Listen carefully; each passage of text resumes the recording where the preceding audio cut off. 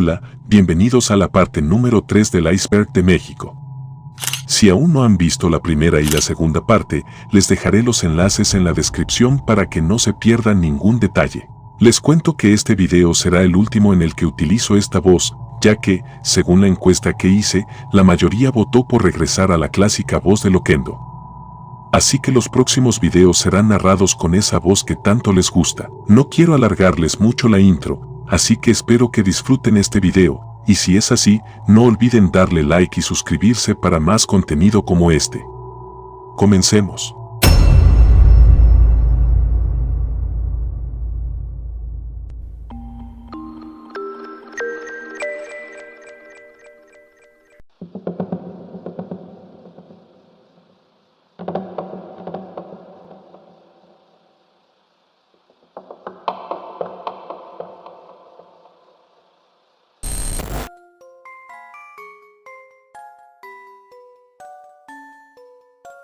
El 1 de julio de 2020, el terror tocó las puertas de un centro de rehabilitación para adicciones en Irapuato, Guanajuato, cuando un grupo armado irrumpió en el lugar, dejando una estela de desvivimientos y horror. Eran aproximadamente las 5 de la tarde cuando de un convoy bajo un grupo de la delincuencia organizada, fuertemente armados, llegaron al centro. Sin dudarlo, entraron violentamente, disparando al aire para someter a todos los que se encontraban en el lugar. La orden era clara y brutal: acuéstense boca abajo. Los internos, atemorizados y sin ninguna posibilidad de resistir, obedecieron. Los delincuentes caminaban entre ellos, mientras algunos apenas podían contener el llanto. No hubo misericordia. Tras asegurarse de que todos estaban en el suelo, el líder del grupo dio la señal.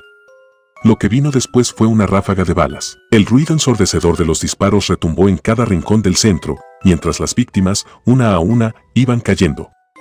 Algunos se fueron al otro mundo al instante, otros aterrizaron en el suelo, ahogándose en su propio líquido rojo. En cuestión de minutos, 24 personas habían sido mandadas al otro mundo.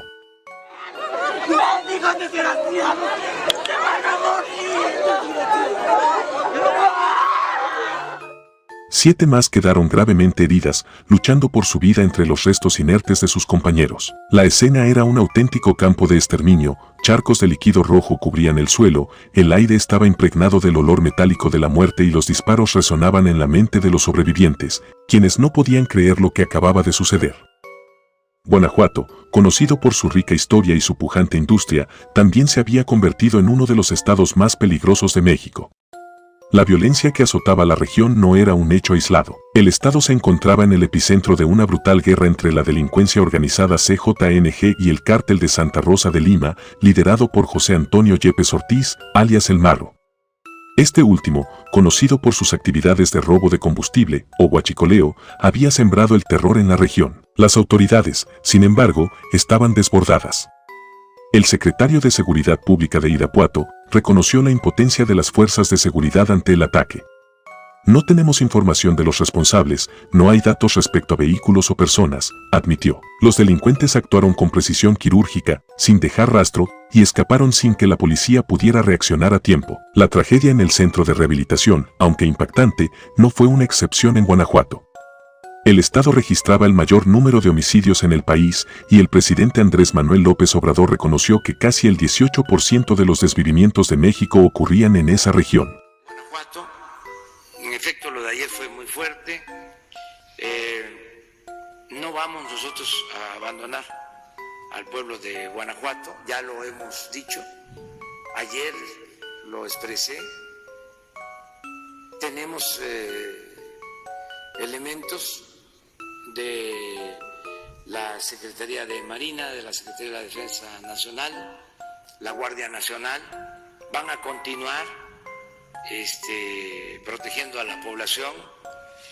Es una situación muy grave lo que se está padeciendo en Guanajuato. La violencia no era solo una estadística más, era una realidad brutal que afectaba a miles de familias. Este ataque no se puede comprender sin entender el trasfondo. La guerra entre la delincuencia organizada por el control del robo de combustible había dejado cientos de desvivimientos en su camino. Refinerías clave, como la de Salamanca, y ductos estratégicos que cruzaban el estado eran objetivos codiciados por ambos grupos. En esa lucha, las vidas humanas se convirtieron en simples piezas descartables. Solo unos días antes de la tragedia, el ejército mexicano había capturado a varios familiares de El Marro en un intento por debilitar su control en la región. Siempre no voy a rajar bandera con estos hijos de su... Todo el puto tiempo le vamos a arrear a la... De aquí hasta que nos lleve la... Aunque me quede solo la... Aunque me dejen solo como un pinche perro, me les voy a aferrar. En represalia, el cártel de Santa Rosa de Lima incendió vehículos, bloqueó carreteras y desató una ola de violencia en ciudades cercanas, como Celaya. La detención de sus allegados fue una afrenta que El Marro no estaba dispuesto a perdonar. Lo que ocurrió en el centro de rehabilitación es un reflejo del poder que estos grupos criminales tienen en Guanajuato. Aunque no se sabe con certeza si la tragedia fue una represalia directa entre los cárteles, la impunidad con la que se llevó a cabo el ataque, la brutalidad de los hechos y la frialdad de los criminales son indicios claros del nivel de violencia que azota la región. Las familias de las víctimas quedaron destrozadas. Muchos de los que perdieron la vida estaban en ese lugar buscando una segunda oportunidad, intentando dejar atrás las adicciones que les habían robado tanto. Sin embargo, ese día, su lucha fue truncada de la manera más violenta posible. Las 24 víctimas que quedaron en el suelo de ese modesto albergue son un recordatorio de que, en algunas partes de México, la muerte llega de manera inesperada, implacable y sin razón aparente.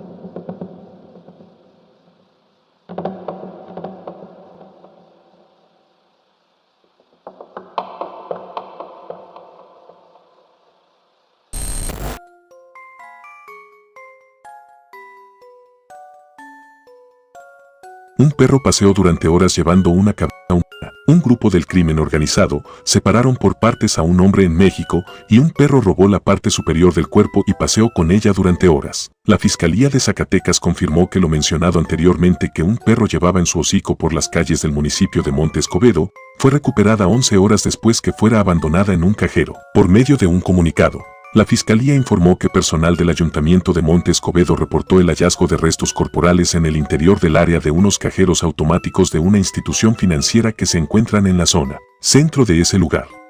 Al arribar los elementos de la Policía Estatal Preventiva para verificar el reporte y tras realizar el acordonamiento correspondiente, testigos en el lugar informaron que lo ya mencionado que fue abandonado en el lugar correspondía a la parte superior del cuerpo, pero que minutos antes se la había llevado un perro. Una vez que el personal de la Policía de Investigación y Servicios Periciales inspeccionaron y procesaron el lugar inicial del hallazgo, encontraron 2 cartulinas con inscripciones alusivas a actividades relacionadas al crimen organizado. Tras acordonar el lugar para su procesamiento, de inmediato, personal de la Policía Estatal y elementos de infantería del Ejército Mexicano se abocaron a la búsqueda del perro con la intención de recuperar lo que andaba paseando por las calles, pero fue posible 11 horas después, al localizar la región cefálica en el interior de un corral de una casa en la zona centro del mismo municipio. La parte superior corporal fue trasladada al servicio médico forense para su estudio y poder determinar la posible edad de la víctima, así como otros datos que permitan su pronta identificación, además de que se inició con una carpeta de investigación para integrar los datos de prueba que surjan y que puedan llevar a esclarecer los hechos, así como a la identificación de las personas que hayan participado en los mismos.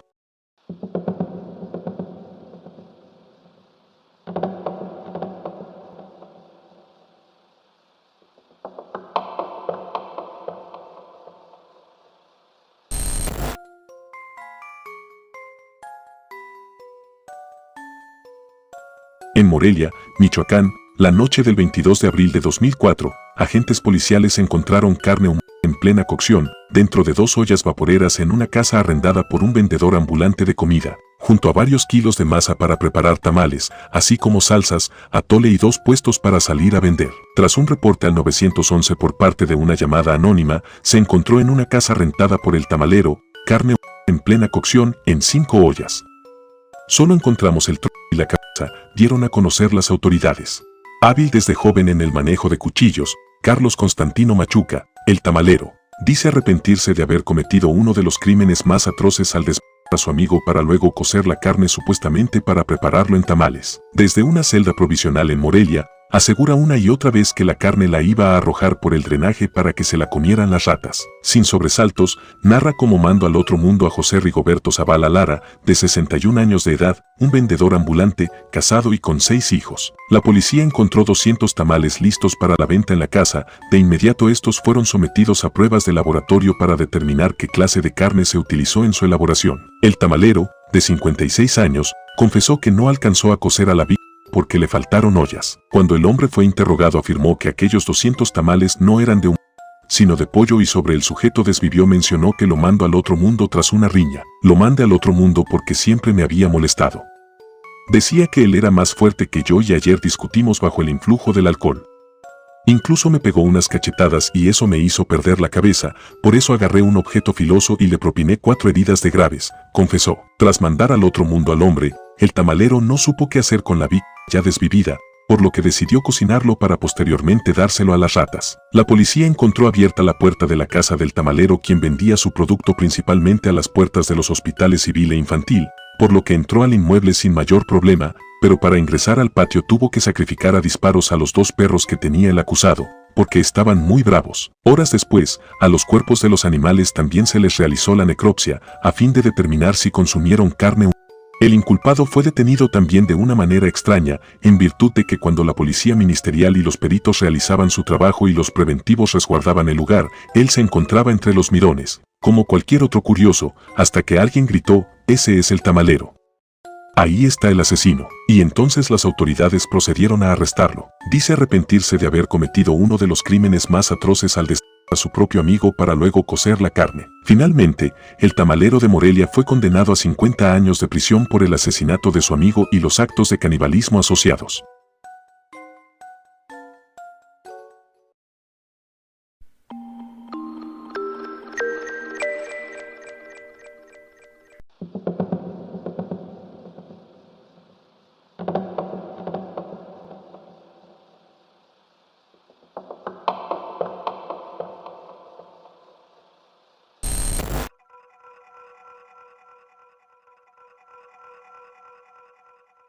El caso de Ingrid Escamilla, ocurrido en la Ciudad de México en febrero de 2020, es uno de los crímenes más impactantes y crueles de los últimos tiempos, no solo por la brutalidad del desvivimiento, sino también por el tratamiento deshumanizante que la sociedad y los medios dieron a la víctima. Este crimen sacudió profundamente a México y se convirtió en un símbolo de la urgente necesidad de abordar la violencia de género en el país. Ingrid Escamilla, de 25 años, vivía con su pareja, Francisco Robledo, de 46 años, en un departamento ubicado en la alcaldía Gustavo Madero. Francisco, un hombre con quien Ingrid mantenía una relación marcada por episodios de violencia y celos, mandó al otro mundo la vida de la joven de manera salvaje. La noche del 9 de febrero de 2020, una discusión entre ambos escaló hasta convertirse en un enfrentamiento mortal. Francisco, cegado por un ataque de celos y aparentemente bajo la influencia del alcohol, tomó un objeto filoso y atacó a Ingrid. El acto de violencia fue indescriptible. Francisco no solo la hirió repetidas veces, sino que luego decidió separar por partes su cuerpo de una manera grotesca y perturbadora. En un intento desesperado por ocultar el crimen, destruyó a Ingrid, retirándole la piel desde el rostro hasta los pies. Además, extrajo algunos de sus órganos internos y posteriormente intentó deshacerse de partes del cuerpo arrojándolas en una coladera cercana, esperando que esto dificultara la identificación de la víctima y su propia implicación en el crimen. Cuando las autoridades llegaron al lugar, alertadas por vecinos que escucharon los gritos y disturbios, encontraron a Francisco en el apartamento, cubierto de líquido rojo, en medio de un escenario escalofriante.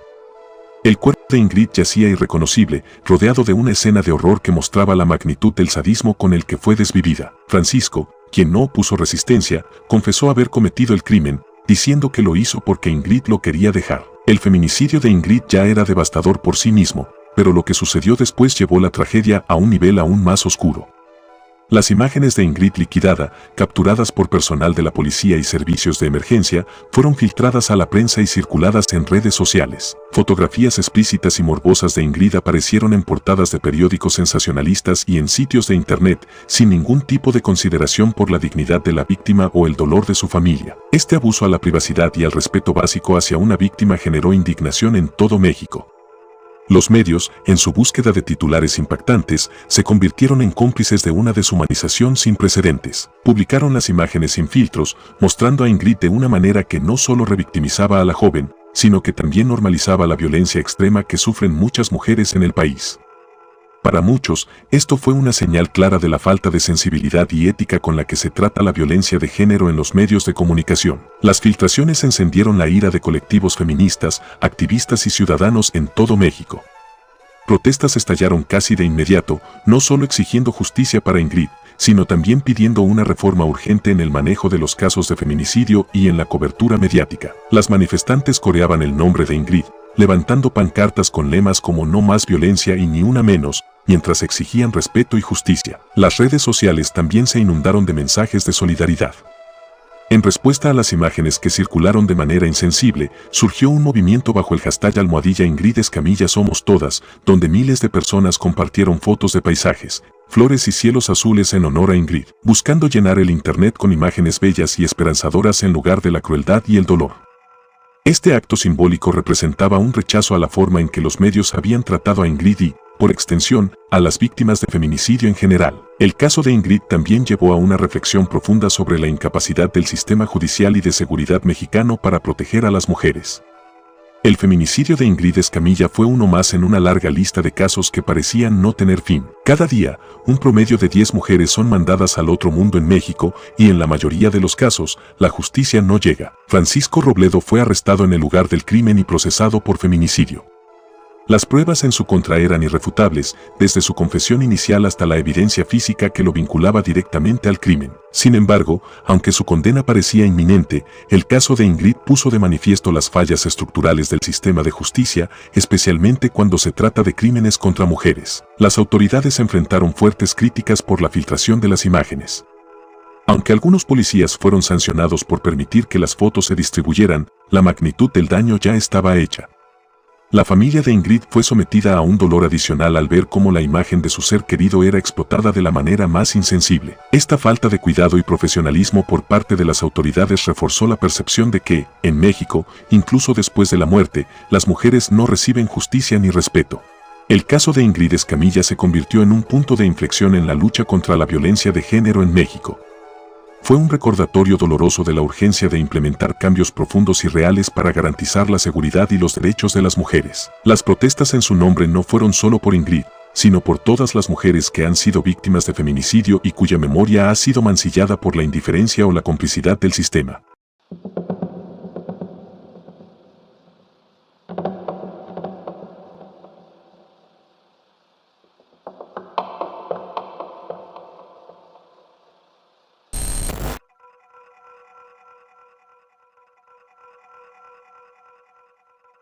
Lupita o Calcetitas Rojas. Es una niña que pasó toda su vida en la crueldad y el abandono, pero su caso generó la movilización de su familia, activistas y autoridades hasta darle justicia.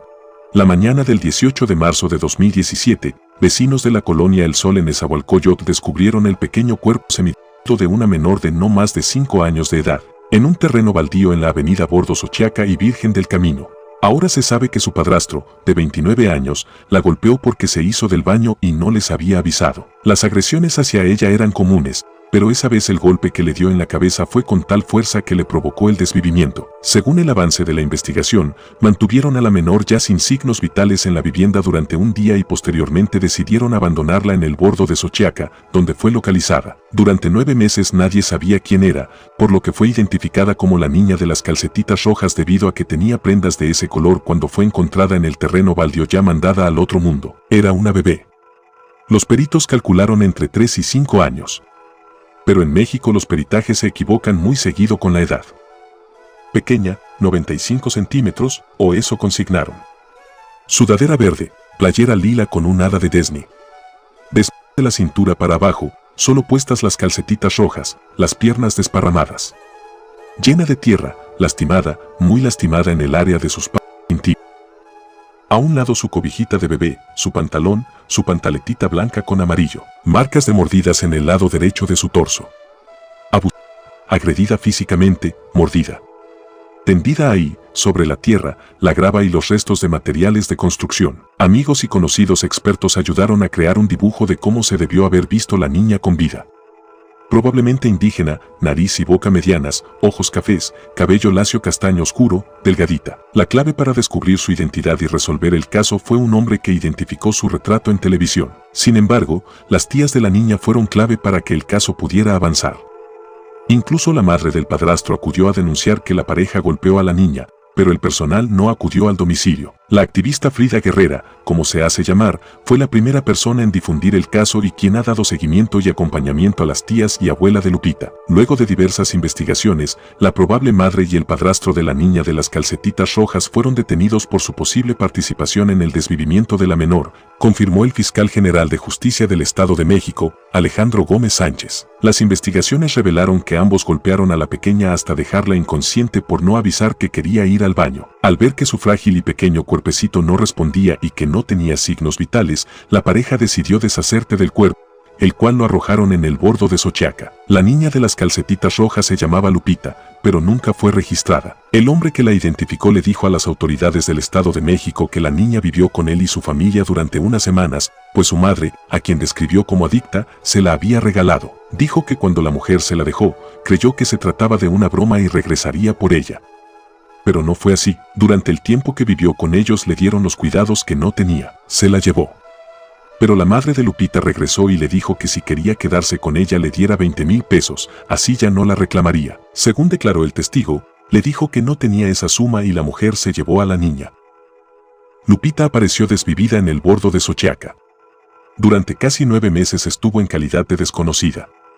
Para evitar que fuera enviada a una fosa común la sepultaron en el Parque Memorial de Naucalpan. La madre y el padrastro de la pequeña fueron trasladados al Centro Penitenciario y de Reinserción Social de Nezahualcóyotl, donde un juez determinará su situación jurídica por el delito de feminicidio. La pareja fue detenida 9 meses después de que la menor apareciera, como dijimos anteriormente, en el terreno baldío, en la avenida Bordo Xochiaca y la calle Virgen del Camino, en la colonia El Sol, informaron voceros de la Fiscalía General de Justicia del Estado de México. Un juez del Distrito Judicial de Nezahualcóyotl sentenció a 88 años de cárcel a su madre y a su padrastro. Durante la audiencia celebrada la tarde, el impartidor de justicia consideró que existen los elementos para considerar que Pablo y Yadira son los responsables del desvivimiento de la pequeña, ocurrida en marzo del 2017, cuando la víctima tenía apenas 4 años. Además de la pena corporal, el juez les impuso multas por 449,115 pesos y de 165,323 pesos por reparación del daño. Además ordenó al registro civil que la niña sea registrada como Guadalupe Medina Pichardo,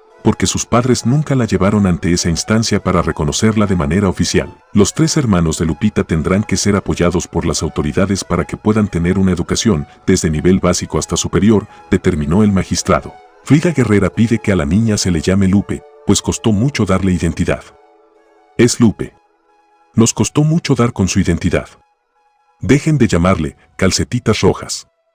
Mi beba adoptada por nosotros cuando ya la habían mandado al otro mundo.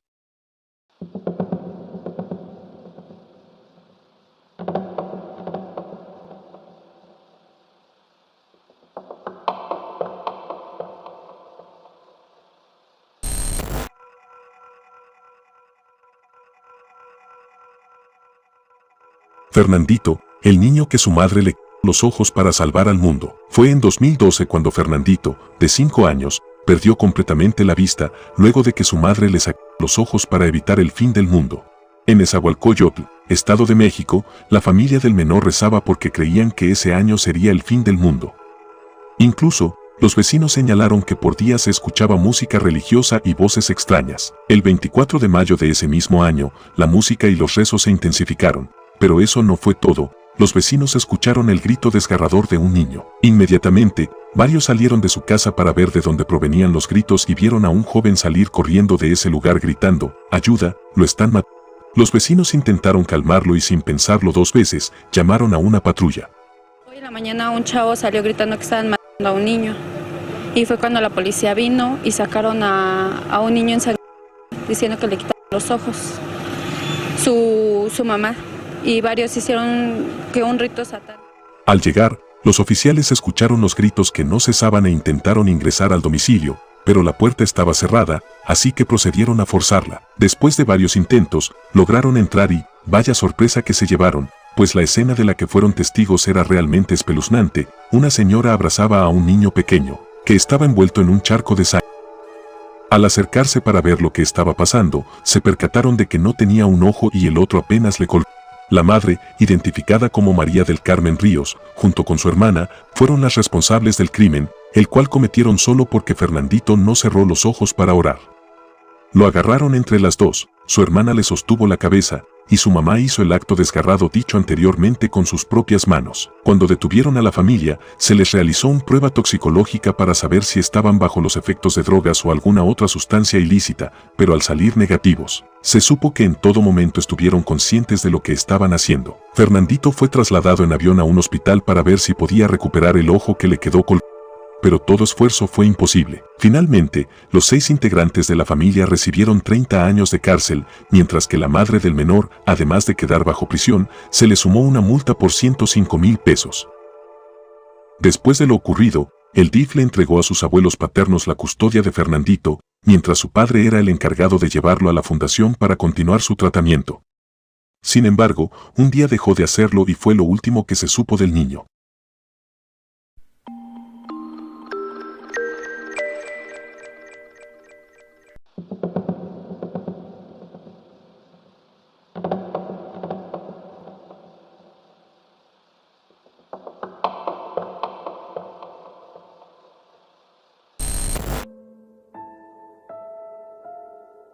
La mañana del 19 de noviembre de 1984, San Juan Ixhuatepec, un pequeño poblado en el Estado de México, se convirtió en escenario de una de las tragedias más devastadoras en la historia de México.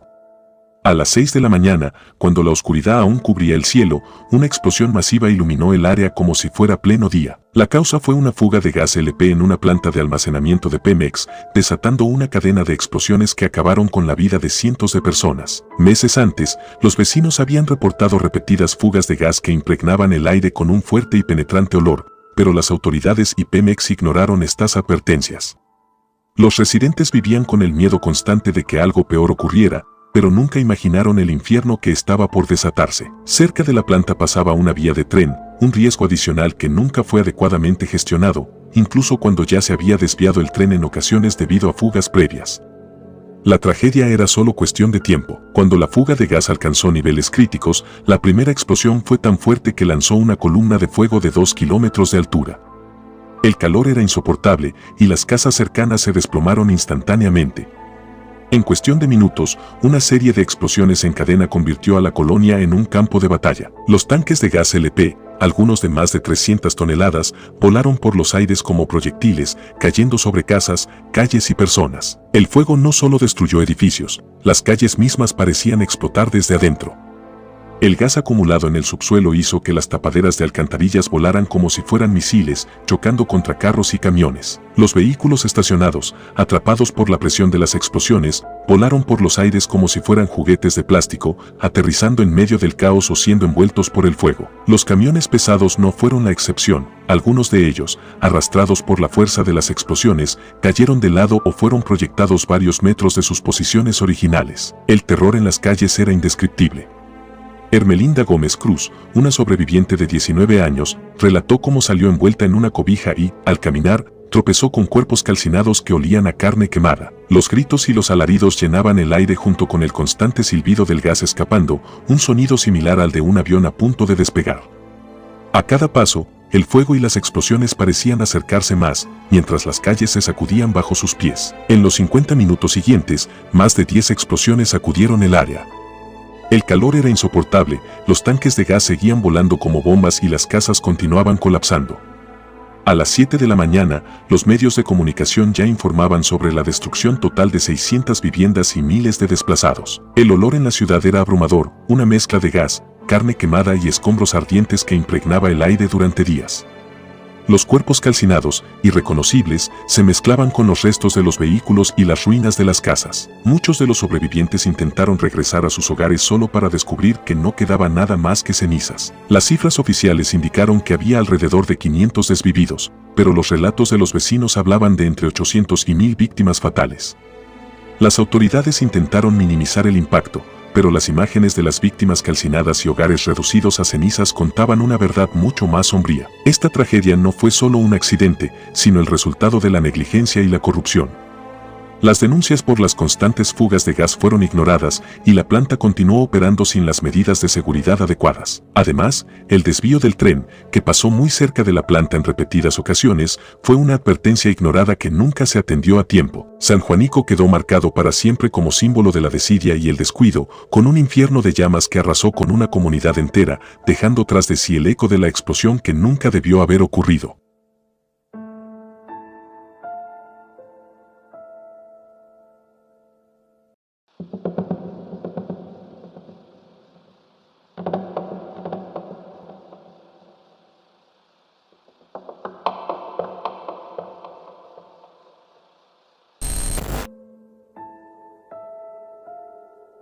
Conasupo repartió por todo el país leche contaminada de radiación comprada en Irlanda. La incidencia de cáncer infantil en México aumentó un 300% en la década que va de 1987 a 1997. Hoy en día, este crimen sigue impune. A poco más de 3 décadas después de que ingresara a México leche en polvo de Irlanda presuntamente contaminada por la nube radiactiva producto del accidente en la planta nuclear de Chernóbil en la antigua Unión Soviética, en el país aún existen preguntas por responder, principalmente por las contradicciones entre la versión oficial y los protagonistas de esta historia. Tras el accidente de Chernóbil, la Conasupo en contubernio con el Irish Dairy Board, Consejo Irlandés de Lácteos, adquirió a un precio muy bajo cerca de 40.000 toneladas de leche con una concentración de cesio 137, un elemento que al ser expuesto a personas en altas concentraciones daña las células y puede producir cáncer, al menos 10 veces mayor, de la máxima dosis con la que puede estar en contacto una persona a lo largo de un año. La Conasupo fue hasta 1999 un organismo gubernamental de asistencia social que proveía alimentos de la canasta básica a precios muy bajos y distribuyó la leche contaminada entre 1987 y 1988, periodo en el cual miles de niños bebieron de ella. La historia comenzó cuando, después del accidente de Chernobyl,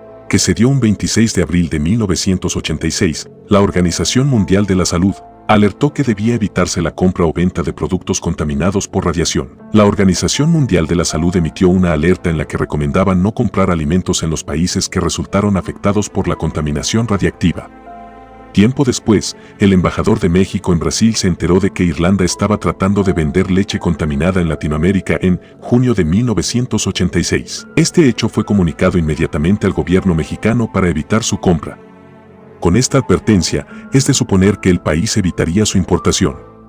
Pero la corrupción es cosa de todos los días. Los análisis practicados a esta leche por un físico habían dado positivo en contaminación radiactiva por cesio 137 y estroncio 137, que producen malformaciones y daños hepáticos y óseos. En aquel entonces, la versión del gobierno fue que el producto se había regresado a Irlanda, a la empresa Irish Dairy Board. Sin embargo, el escritor Guillermo Zamora, quien investigó el caso, afirmó que de Veracruz se había llevado al puerto de Tampico, en el estado de Tamaulipas, donde se desembarcó. Un directivo de una empresa me confirmó que las muestras habían dado resultados positivos. Después tuve conversaciones con personas que analizaron muestras que se tomaron en productos que ya estaban en anaqueles y en mercados y que encontraron la radiactividad, reiteró Alejandro Calvillo, quien ahora preside una organización llamada El Poder del Consumidor, y afirmó que a pesar de las advertencias recibidas tanto por la Organización Mundial de la Salud como por el embajador en Brasil, la leche no solo ingresó a México, sino que se compró a precio normal. Una gran parte de esa leche se comercializó, dijo. La Conasupo tenía el monopolio de la importación de lácteos, por lo que diferentes empresas nacionales adquirieron la leche contaminada.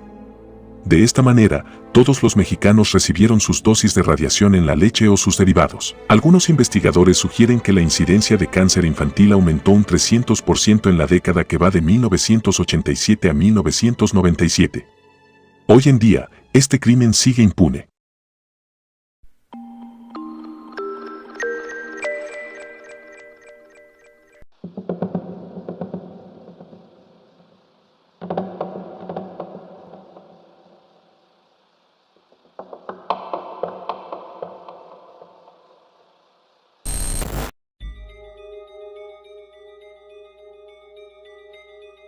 El 5 de junio de 2009, Saltillo, Coahuila, se convirtió en un escenario de dolor y desolación, cuando un incendio arrasó la guardería ABC, dejando un saldo devastador de 49 menores mandados al otro mundo y más de 70 heridos. Este trágico evento no solo marcó la vida de las familias afectadas, sino que también expuso las profundas grietas de corrupción y negligencia en el sistema de seguridad infantil en México. La guardería ABC se ubicaba en un edificio compartido con la Secretaría de Hacienda del Estado de Sonora. Era un lugar donde padres dejaban a sus hijos con la esperanza de que estarían seguros mientras trabajaban. Sin embargo, las condiciones en las que operaba la guardería eran alarmantes. El recinto estaba recubierto en su interior con materiales altamente inflamables, como plástico y tela, utilizados para regular la temperatura. Esta decisión, en lugar de ofrecer protección, se convirtió en un factor crucial para la rápida propagación del fuego. A las 6 de la mañana, un fallo en el sistema de ventilación de la bodega de Hacienda desencadenó el desastre. Las llamas comenzaron a devorar el espacio, extendiéndose velozmente hacia la guardería, donde los niños dormían ajenos a la tragedia que se avecinaba. Lo que debería haber sido un refugio seguro se convirtió en un infierno. Los gritos de los niños resonaban mientras las llamas devoraban el aire, mezclándose con el olor acre del plástico quemado. Los informes iniciales revelaron que el edificio no contaba con salidas de emergencia adecuadas. En medio del caos, los padres y el personal intentaron desesperadamente abrir nuevas salidas en las paredes utilizando vehículos y herramientas improvisadas, pero el fuego y el pánico obstaculizaban su avance. La llegada de la policía, bomberos y paramédicos fue crucial, pero el incendio se había propagado tan rápidamente que la mayoría de los niños sucumbieron a la asfixia. La Comisión Nacional de los Derechos Humanos determinó que la guardería no cumplía con las normas de seguridad. Sorprendentemente, a pesar de que en 2001 se había otorgado el permiso para operar sin cumplir con los requisitos necesarios, la guardería continuó funcionando. Un arquitecto independiente había advertido en 2005 que las condiciones eran inadecuadas para la seguridad de los niños, pero el lugar permaneció abierto. A medida que las llamas se apagaban y los cuerpos de los pequeños fueron recuperados, comenzó la búsqueda de responsables.